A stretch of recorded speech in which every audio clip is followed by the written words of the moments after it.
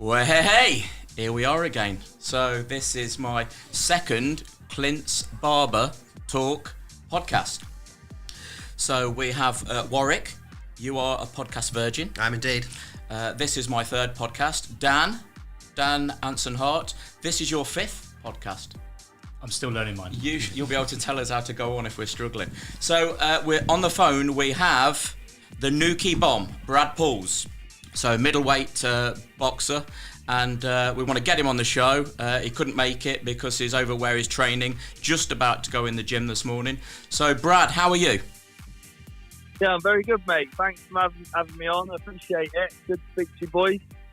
Oh, mate, you're a local legend down here. You're all everybody talks about. When boxing's mentioned, Brad Pauls mentioned. So to have you on the show in any capacity is an absolute pleasure of mine. I love my boxing, as you know. We've met, and I love the banter, and you're a top lad. Thanks, mate. Appreciate it. Yeah, there's not loads of boxers in Cornwall, so you ain't got many people to support. So you sort of stuck with me, ain't you, Clint?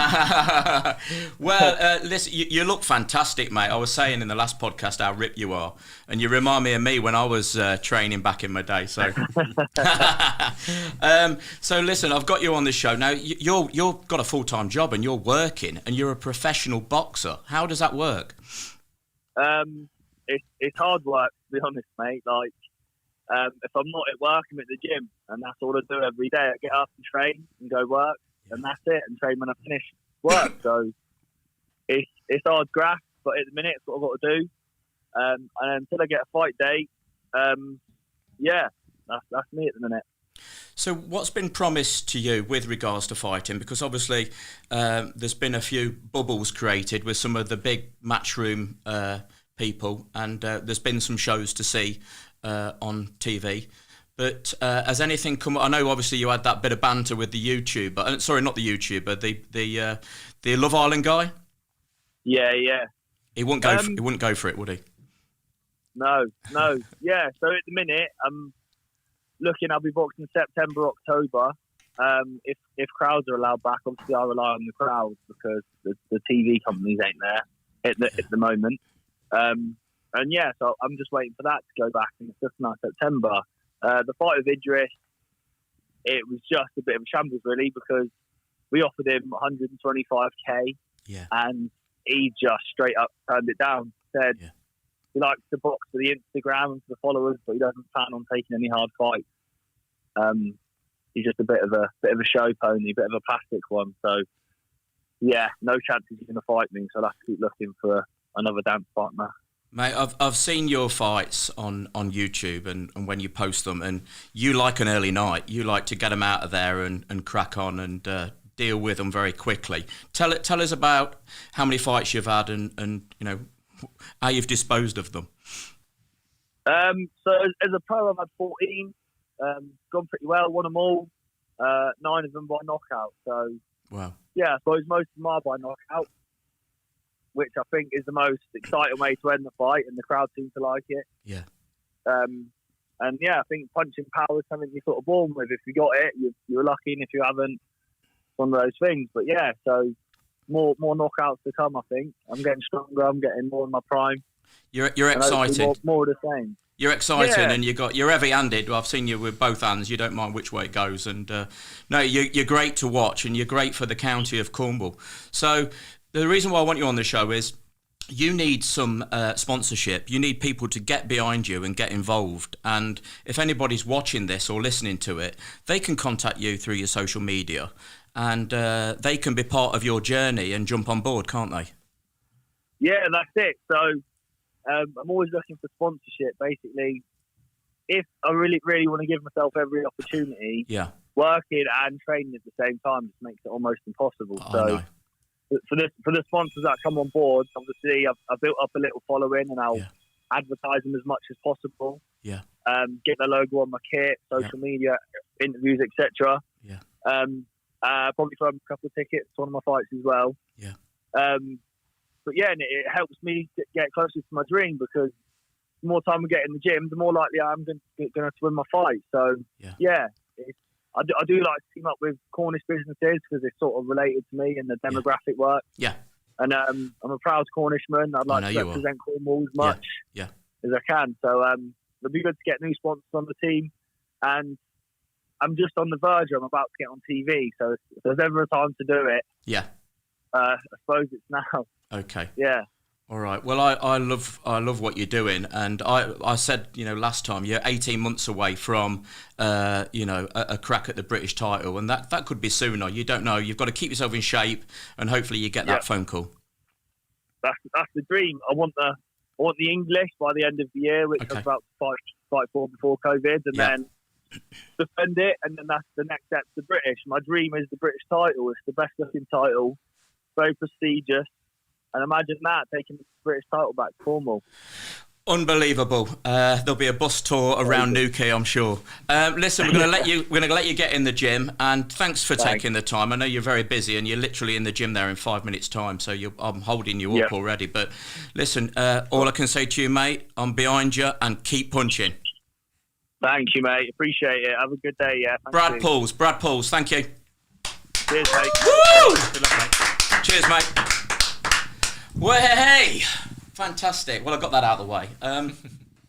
What a lovely guy. Yeah, and to apply himself like he is doing to his career, and he can see where he wants to be. How old is he? He's only 20s, mid-20s, I believe. Young? So, but what a lovely guy. So, Warwick, thanks ever so much for coming on the show. So, just a quick introduction to you. I met you through coming into my barber shop, and I came down there to the campsite that you had with Dad, and I thought, wow, what a lovely young entrepreneur, what a lovely young guy. And I couldn't believe how young you were at the time. I mean, you look older than me. Well, I am, mate. That's probably it. But you're 27 years old, and you were in your early 20s when we met. So, but now you own the Office nightclub. Yep. You're massively involved with supplying outdoor cinemas to everybody in Cornwall and around and further. Yeah, nationwide, yeah. And just unbelievable. So, got you on the show. Fantastic. Thanks for inviting me. You're very welcome. Dan, I met you through cutting your hair. You've had a few kids since we started speaking. You're the worst contraception game. And you've got 2 boys, and now you've got a little girl on the way. Yes, July. Yeah, that's right. Unbelievable. It really is. And I know you're busy. You've done 5 podcasts talking about property. Yeah. That's generally what they've been about. Yeah. Property focused. Yeah. So this is the first one non-property related. Quite excited. Guys, great to have you on the show. I had 2 lovely chaps last time, 2 friends, and I needed to step it up and talk business and really get down to some something to talk about that people will listen to and can probably relate to. So, wanted to give a shout out to a guy, Alex Johnson. He's going to be building me an aesthetics clinic in Truro for my partner, Natalia. Natalia is big into her aesthetics business, and she'll be bringing that down to Cornwall, and she'll be having face-to-face consultations in a week's time. So people can get in touch with Natalia, and they can meet her in Truro, they can meet her in St Austell. And that's great for me to have her down in Cornwall. She just wants to work and get on with what she's doing. So clearly a miracle worker. Look at your face now. I'm feeling good. I think, yeah. I'm feeling good. So I've not had a drink for a couple of years, and I'm living quite a clean life now. So and I've got my kids, and life's absolutely fantastic. So that's what Natalia's going to be doing. And I just wanted to say it's great to get a builder after being let down quite a few times. So how have you found that, Dan? Because it's such a manic time out there. There's so much work for builders that we're finding anyway. It's really hard to pin good guys. All the good guys are taken, essentially. Sure. So we've just worked with referrals. Yeah. Luckily, with the network in the group that I run, we've got a lot of people doing the same sort of things. And people talk. It's Cornwall. People talk. And the good ones get taken and snapped up. So it's just planning ahead, Clint. Trying to get them booked in as early as possible, and just build that relationship. And it works both ways. Yeah. They might be good for you, but you've got to make sure you're good for them. Yeah, it's definitely a 2-way street. So it's a case of referrals for me. Again, there's local people who are advertising really well, and obviously keep it as local as possible. That's the whole aim, as you know. But referrals for me, that works best. How have you gone with architects? Because I know sometimes you're involved in some big projects. finding local guys that can be there for you and walk around a property or whatever.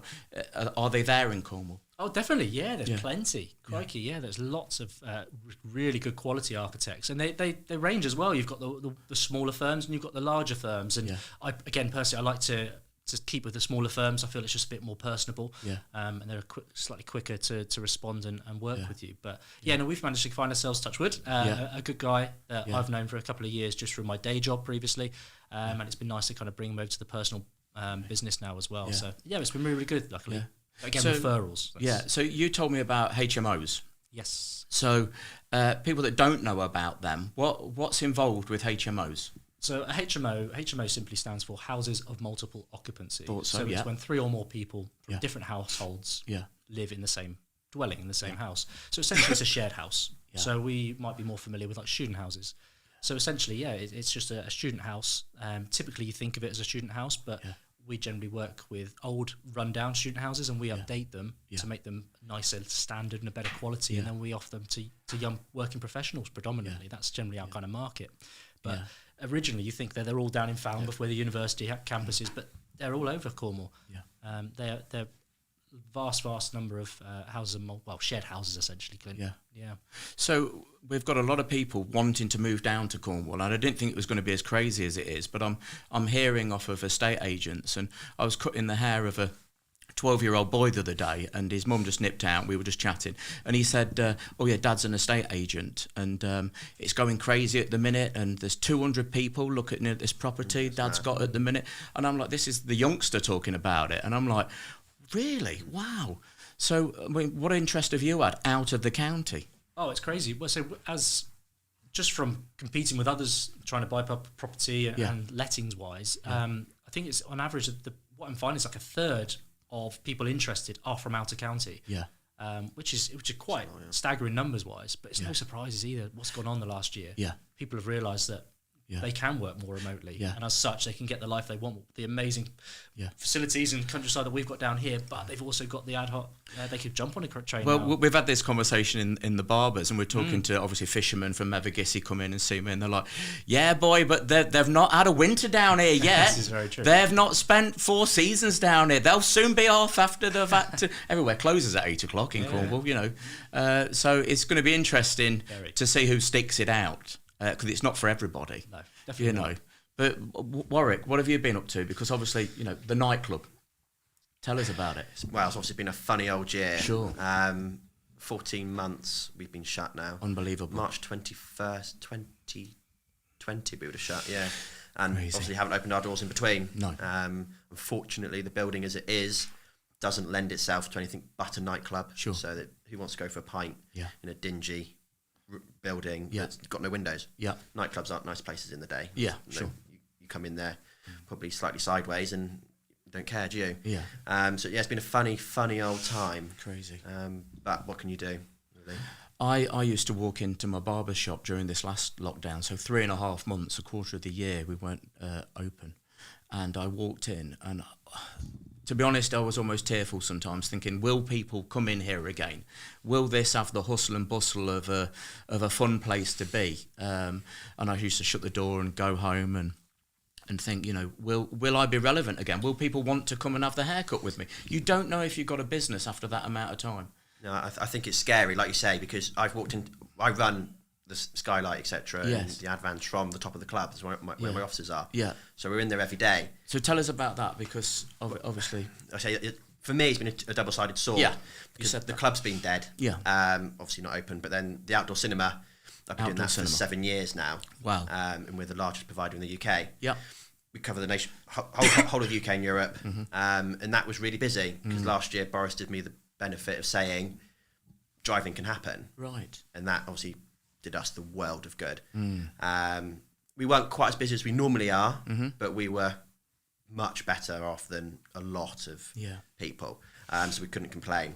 But like I say, like you were saying, going to the barbers when it's shut, walking through the club every day, and you just see it. I could turn the lights on and it would be like no one's left since last March. All the bars still stocked, spirits are on, the optics, everything. it's haunting almost. Yes. Because you just don't know. And with us, where is there a light at the end of the tunnel? That's $1 million question, I think. When do you think that will get going again? Because there's no green light to there's a green light for some businesses. Oh yeah, you'll be able to come and sit and have a meal, but for entertainment, I mean, there's not a lot for young people to go and do in Cornwall anyway. No. This knock-on effect with it. When do you think that people will be able to go and really let their hair down and get in a club again? According to the government, they said 21st of June. Right. Now, I think that is remarkably hopeful. Because until every single person is fully vaccinated, the club is not conducive to social distancing in any way, shape or form. So I reckon if we can open at the end of July, I think Boris has said, was it end of July, everyone under 18 or over 18 should have had the option to have a jab? Yes. I think. Okay. Now, if that's the case, are they then going to say, right, you've had one jab, you can go in? Or are they going to wait and say you need to have both jabs? We don't know. I don't think they know. No, and there's a charity that look after music venues across the country called the Music Venue Trust, and they reckon around 80% of clubs won't reopen their doors. Wow. Now that is a colossal figure. It is. It's the end of, it could be a catastrophic end of the nighttime industry if we're not careful. I know for a fact there's clubs that just won't be opening again. Well, Bodmin's not, is it? Yeah, that was the one that I was thinking of. So I did read there's a Spanish concert, slightly different, appreciate, but the same kind of principle applies, where they wanted to do a local trial. Are you aware of that one as well? I've heard of a few that are trialing. It wasn't necessarily a nightclub. I think it was like a music concert. But they had the rules where they had, as long as they had a negative test upon entry, then they were happy to let them in. But trying to do that with people intoxicated, and that's the thing. And they might do want to come into town. But once they've gone to Sephiro's, let's say, and they're all there, come in at 9:30, so they've had a test to go to Zaf's, but then are they then going to have to do a test to come into the club because they haven't been in an area that's the same people, are they? Could have infection around? And are you mixing the same people? There's a lot of T's that need to be crossed and I's to be dotted yet. And we're still not all the way out of this yet, are we? No. And we don't know the effect of when everybody's going to come down. You know, we're feeling some good effects from being locked up for 3.5 months. But when is that going to change? Because we're going to have a lot of visitors to the area again. And we know what happened, you know, after last summer. They shut us down again, didn't they, for that month? So nobody knows, as you said, nobody knows. And it's still a big worry for businesses. Yeah, it's not good for business, is it? If everyone's uncertain, people aren't going to make that final choice, regardless of what industry you're in. So have you had people cancel the outdoor cinemas? It's a different kettle of fish, that one, because, again, last year, Boris said it was drive-in only. Yeah. Fine.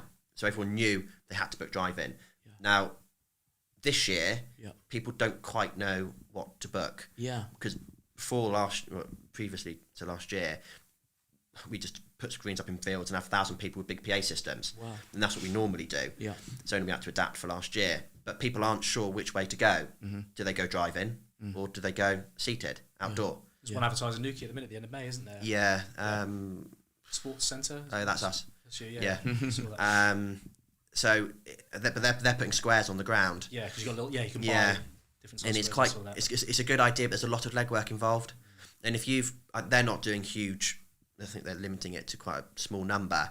But if you're doing it for a profit basis, which is what most of our customers do, if you don't know whether you can have 100 or 1,000, and people aren't making that leap, it's not cheap.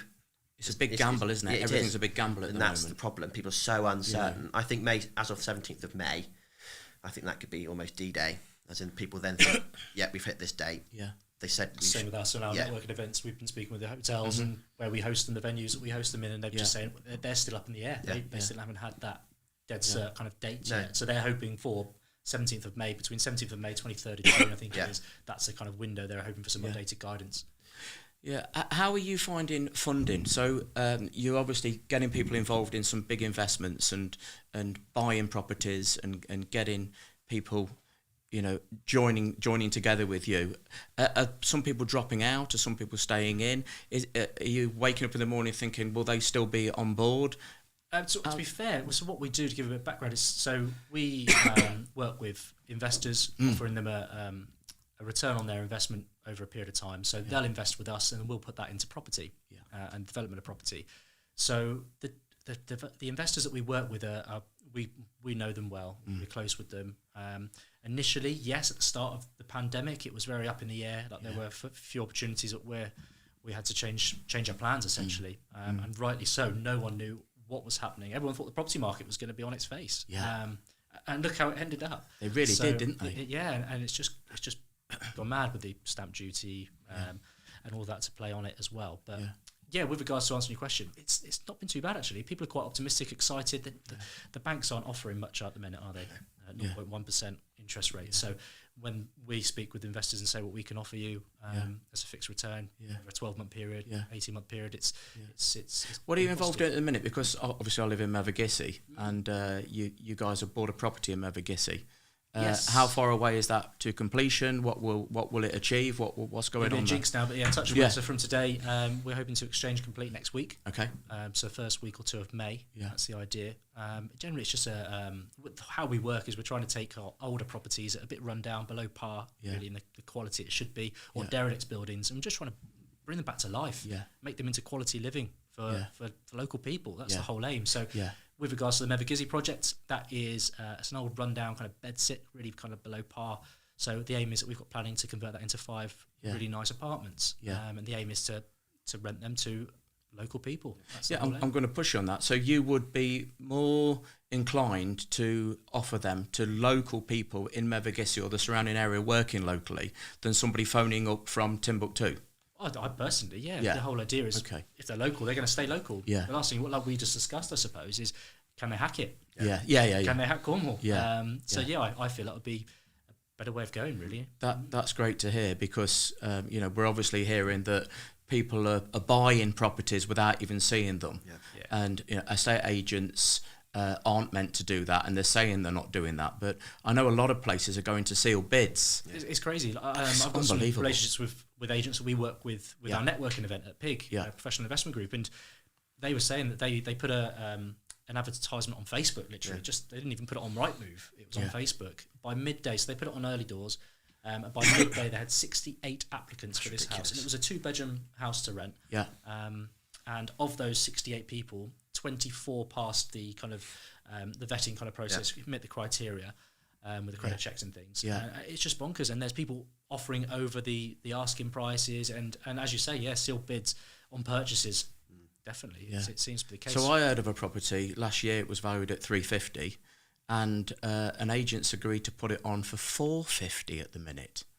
It's kind of just taking advantage, isn't it? The thing it? is, if someone will pay it, that's the problem, isn't it? It's only worth what someone's willing to pay. Of course. You can put a price tag on anything. If someone's not going to pay it, it's not. No. But it is crazy. It is crazy. You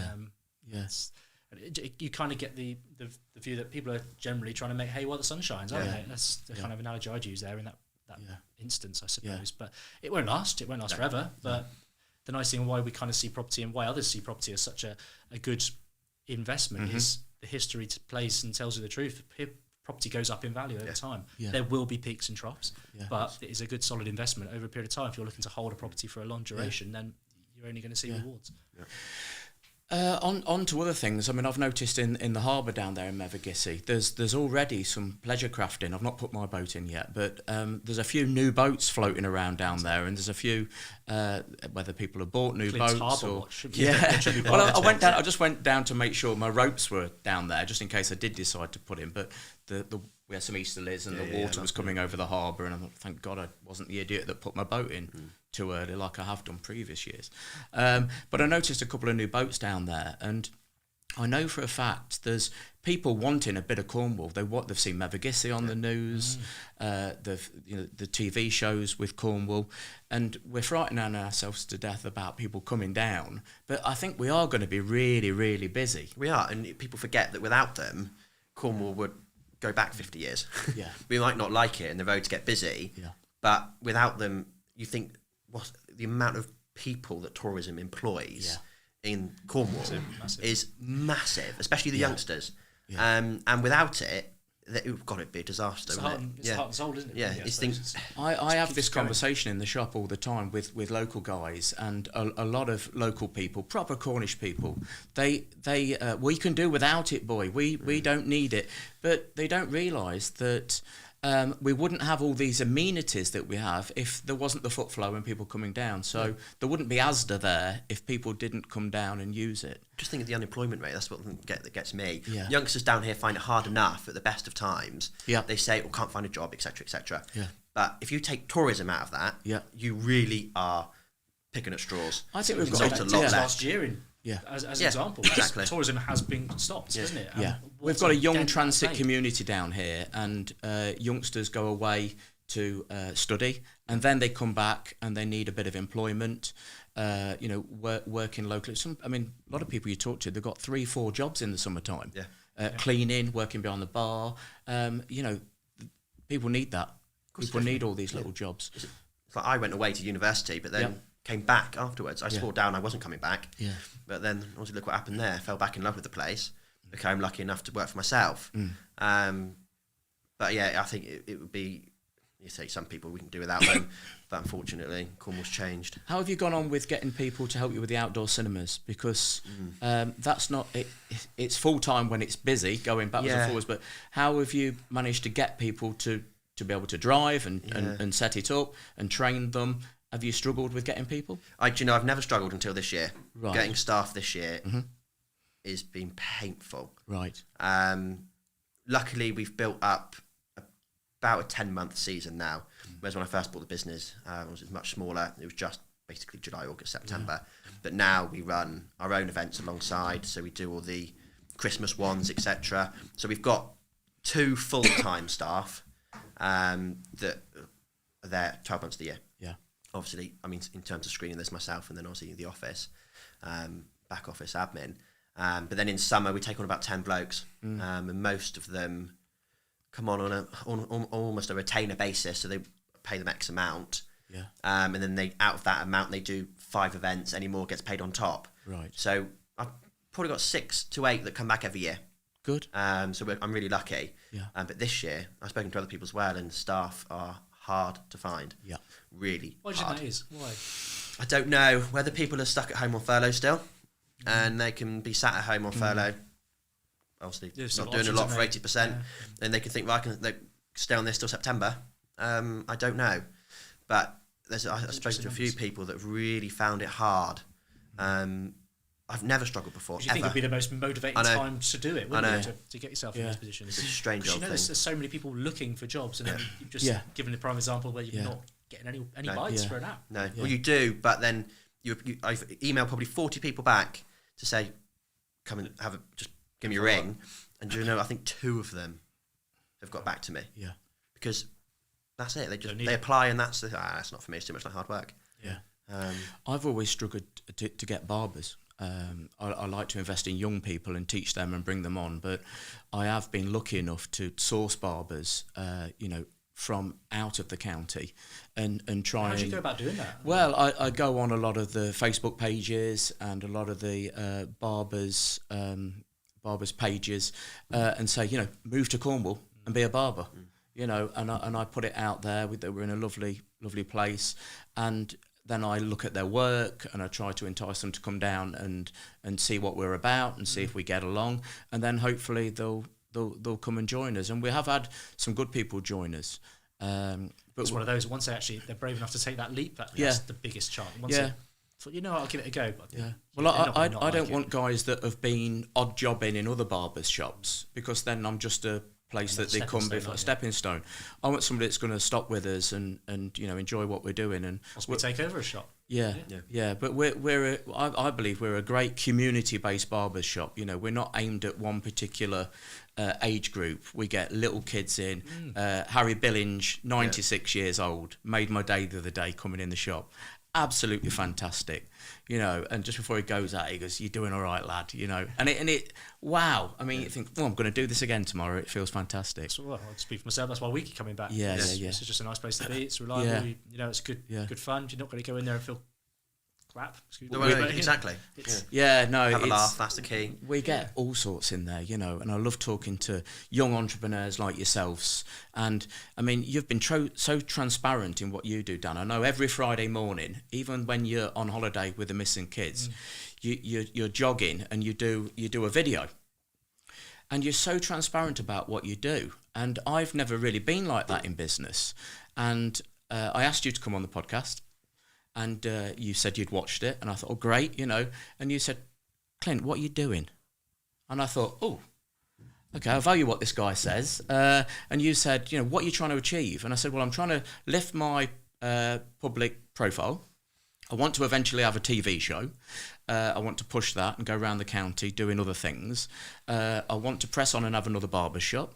I want to get some young people involved. I want to do this, I want to do that. And you said, well, why don't you say that? Yeah, damn right. You know, it's what I think that was I don't know if others think the same, but I watched it. It was good fun. It just seemed, as you said, that was the aim. Was just an informal. Your first podcast was an informal chat with friends, essentially, wasn't it? Just to build a bit of following. Yes. And I suppose my main question was, having watched it, like, why are you doing this?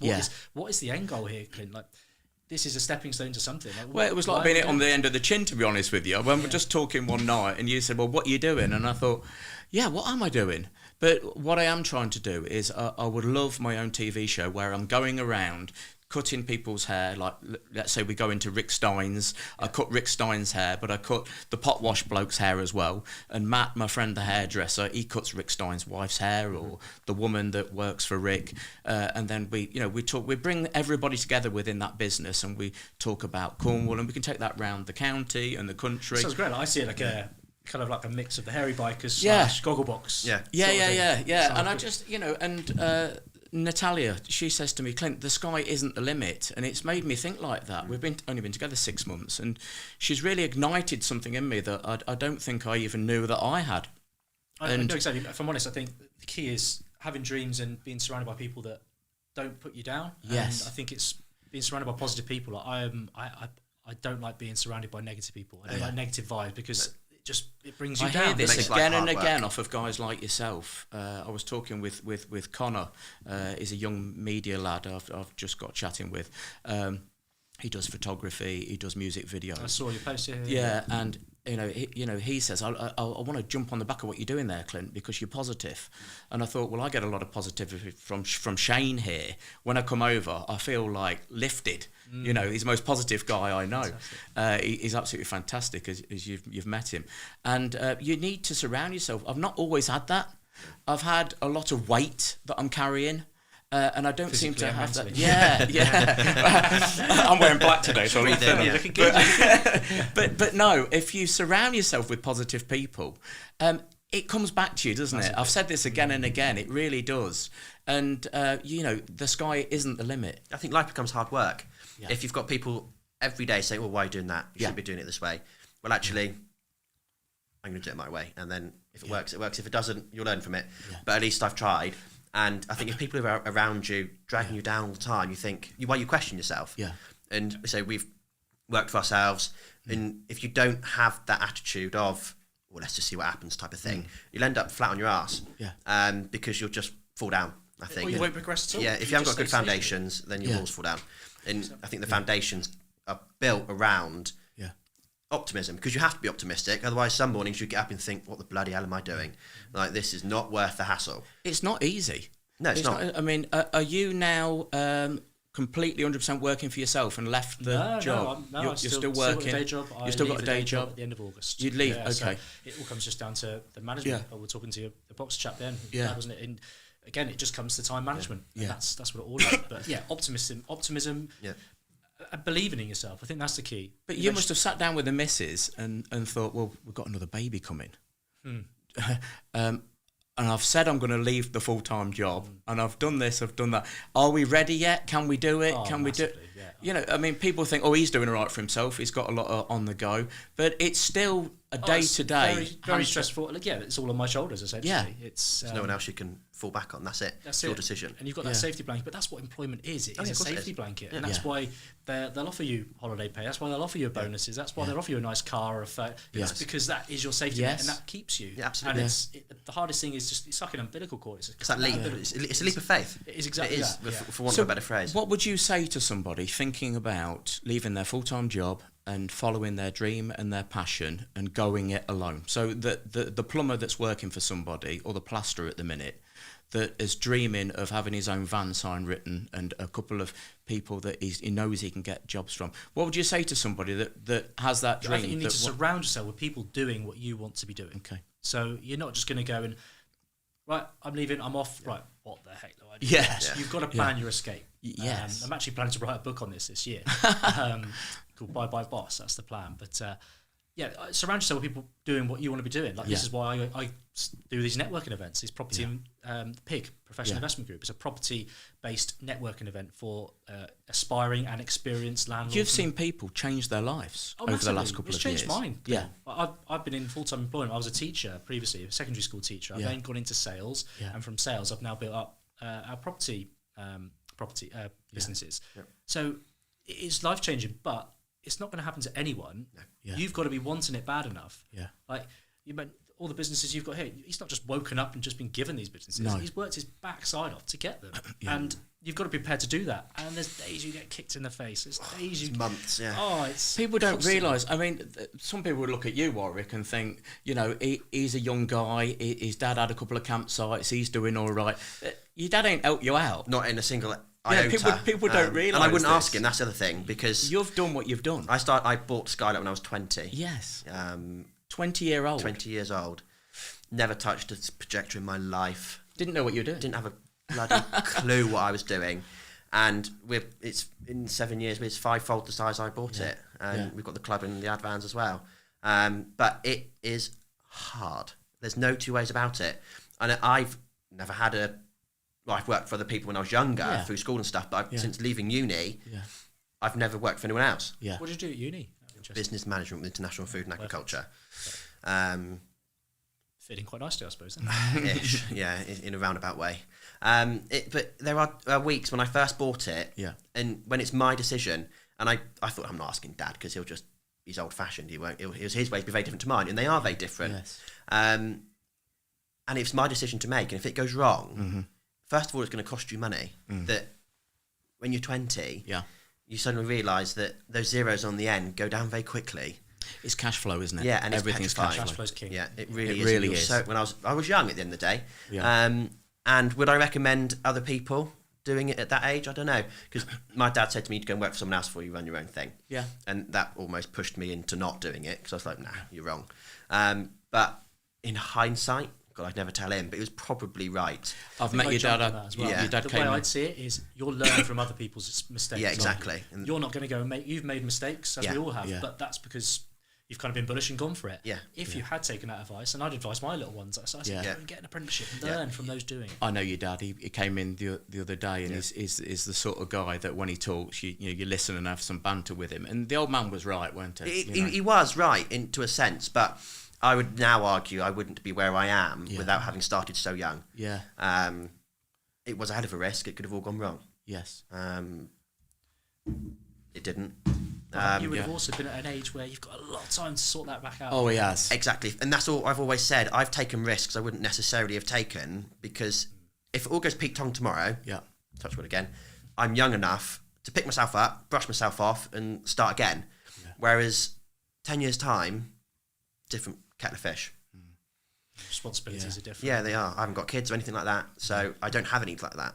It's just me.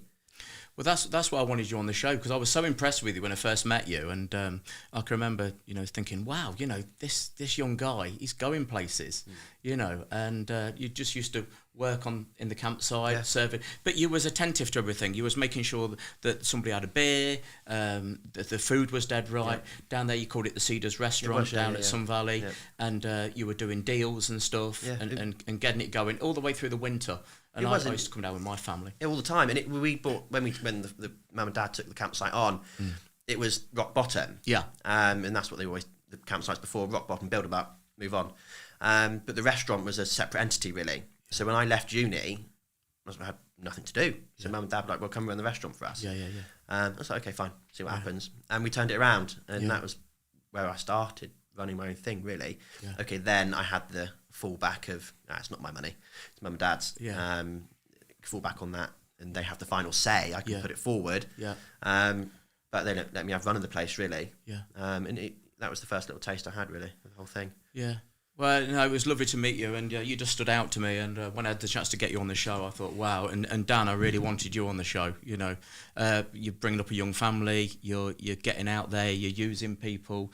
You know, building guys, getting them involved, and you know, getting places for people to live, which is massive at the minute. So no, I appreciate being asked. No, and just it's been go great. back to you as well. Like, yeah. Before when you just asked, would you like to come on the podcast? Yeah. It's kind of, I'm really fond of you, and I love the positive vibes you give, and the ambition you've got. So I was like, but at the same time, I was like, what's it going to achieve for you or me? Yeah. So that's when I asked you, like, why are you doing this, Clint? I think I can see a difference in you already, like the clarity in your head. Like you've that road has been straightened for you, I feel. Yeah. Would you agree? Yeah. A lot of it has been your transparency when you do these videos, because you're more transparent than anybody else I've ever seen in business. And at first, rightly or wrongly, well, knowing you and befriending you, I almost feel scared for you and worried for what you're doing. But then it works for you. I think it's more. I'm not from Cornwall originally. I've married into, my wife's Cornish and her family Cornish, so I've moved down here with her. And my family are further away, but at the same time, I just feel social media just gives you such a false view of so many things. And I just didn't want to do that, really. But when you're on there, you go, this has happened today and that's happened, and there's a positive. And then you'll say, oh, but this property fell through and I don't know if this is going to happen, and I've just lost 2 and somebody hasn't come back and somebody's disappeared and they don't want to rent this place anymore. And I'm thinking, I'm worried for you. You know, but you're so transparent, and that's made me think a little bit differently about what I want to achieve and how I want to achieve it. I think, why do I do it? Again, why do you do it, Dan? Again, there's not got to be a reason why, and my why is simply I just want to be transparent, because at the end of the day, I'm asking people to invest with me, and they're only going to invest with people if you relate and trust them, and I just feel like I've got to be an open book to build that trust, and as a result of doing that, we've managed to raise a great amount of investment to help us progress with us, and obviously help those with the money that want to make it work better. So it also sounds like it's the realities of running a business that 100%. people are not aware of.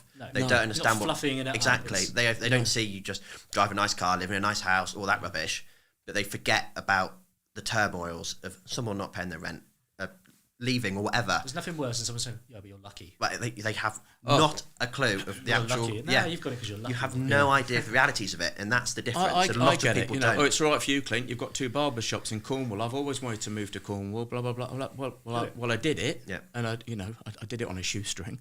And I'm still. You had that vision. Working. I think that's all it comes down to. If you've got a strong enough why.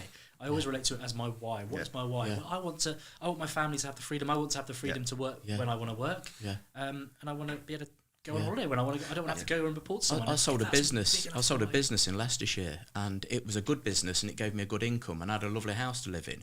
So I rented the house out and moved to Cornwall, and I didn't have a job. No. I didn't have a job. I didn't know what I was going to do. With the family as well? Was it just you? I had my family at the time with me, and I just didn't know what I was going to do. And my mum said to me, Clint, no matter what you do, you'll end up all right, because you've got loads of that and you'll get on. And that kept me going, really. You know. And then obviously you befriend a few local people and you feel part of the community. Your kids go to the school. They come back. They've had a great day. So when you came down, and what did you first do? I guess you just got a job in a barber's. I did. I got a Saturday job in a barber's, and then I was a trainer assessor at Camborne College. That got me going around. That was pretty good. And then I had a chance to get back into full-time barbering, which I did. And then I had the chance of the property I'm at in St Austell. Then I had the one in Truro. Now I'm looking at opening another one in Bodmin. But again, people would say you're lucky, but my argument there is you create your own luck. If you hadn't got yourself into that Camborne role, you wouldn't have met so many different barbershops. Absolutely, yeah. And if you hadn't met so many different barbershops, you wouldn't have got your name out there. If you hadn't got your name out there, this opportunity in St Austell wouldn't. So you have created your luck. Yes. Yeah.